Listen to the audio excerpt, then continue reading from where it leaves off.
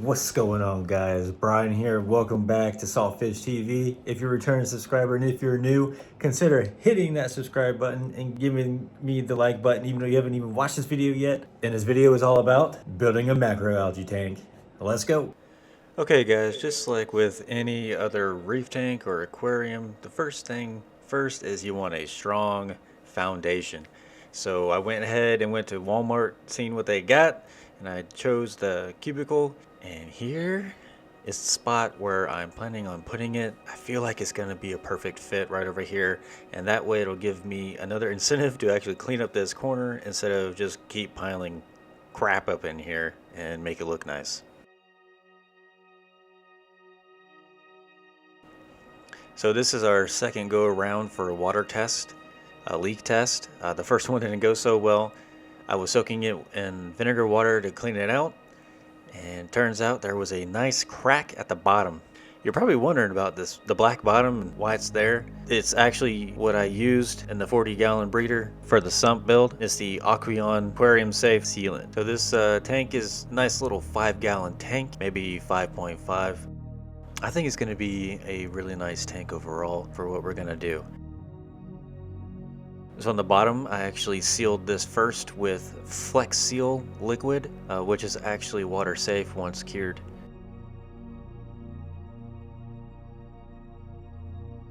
Look at that, perfect fit.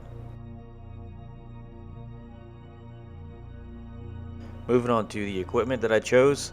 This light right here was only $16 on Amazon, and I'll link all of this equipment down in the description below. It's got a nice blue channel, and then the second channel has blue and whites. It's LED, and it's all controlled by a flip of the switch. So one way will be all blues, and the other way will be blues and whites, and then in the center is off.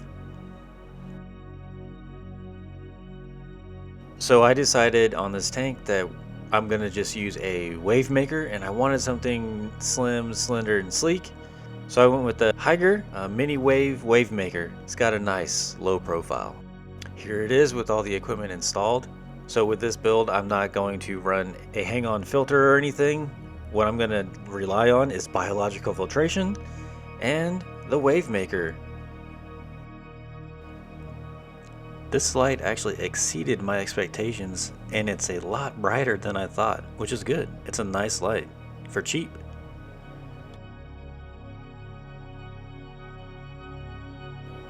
This goes to show just how sleek and slender this Wavemaker actually is, which is one of the main reasons why I went with it. It's super small, compact, and it's perfect. It doesn't stick out. Alright, I think it's time that we get our sand and rock in place. Once again, this is the Fiji Pink live sand that we picked up from the last video when we went to Petco.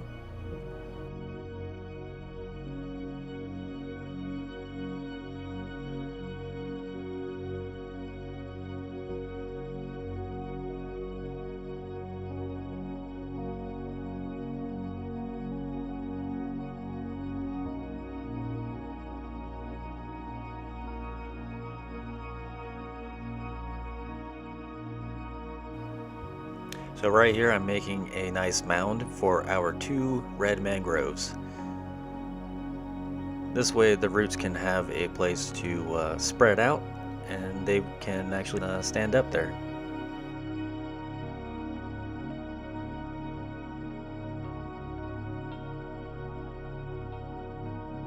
This Carib Sea frag rocks are actually perfect for what we're about to do. So basically what I'm going with in this tank is a nice minimalistic look.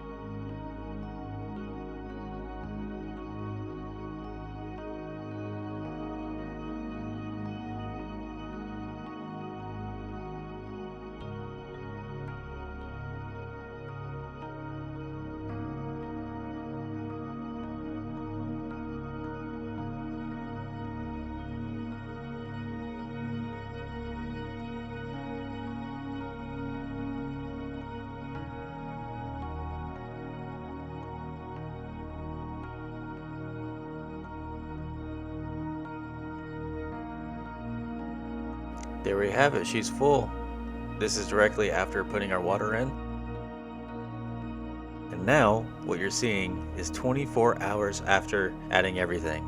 I was letting it run before moving forward with any of the process. This Wavemaker really does push some water in some nano tanks. It's really nice, it's super quiet, it's a DC pump with a nice controller as well. Which takes a little bit of figuring out to do, but once you figure it out, it's golden. First, we're planting our mangroves.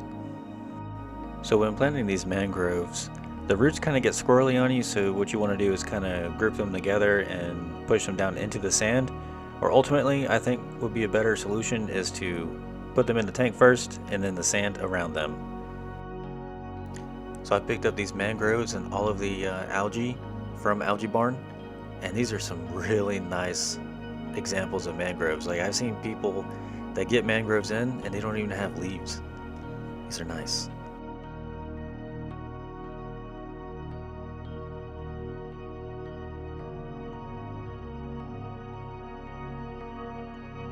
What you're seeing here, I'm putting glue on the rock, and then I'm going to glue the algae straight to the rock. That way it'll stay in place and not get knocked off the rock or anything and start blowing around the tank. So this red algae is called red ogo. It's actually really nice and glows really nice under blues. Now, gluing this Ulva was kind of tricky. It kept sticking to itself, and I didn't really get all the pieces glued on there like I thought I did, and I ended up making a pretty big mess in the tank and pieces were flying everywhere. So make sure you're actually gluing them on there.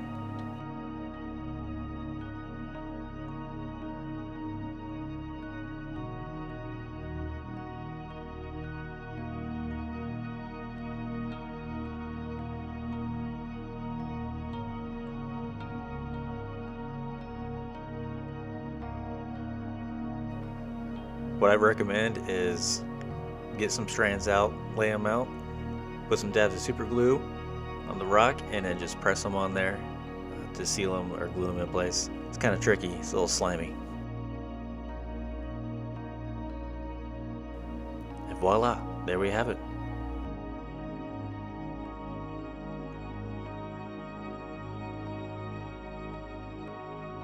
I'm super happy with the way that this turned out. Super awesome. I love it.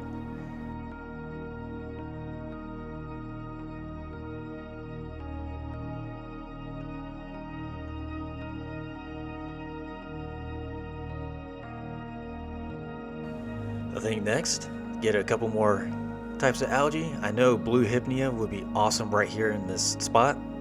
What other algae do you think? Comment down below.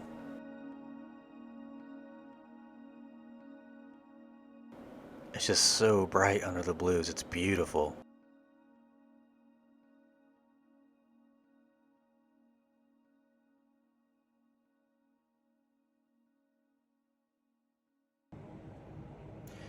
Well guys, thanks for watching, thanks for tuning in, especially if you're a returning subscriber, and if you're new, think about subscribing, as in hit that subscribe button, and go ahead and hit that like button if you enjoyed this video.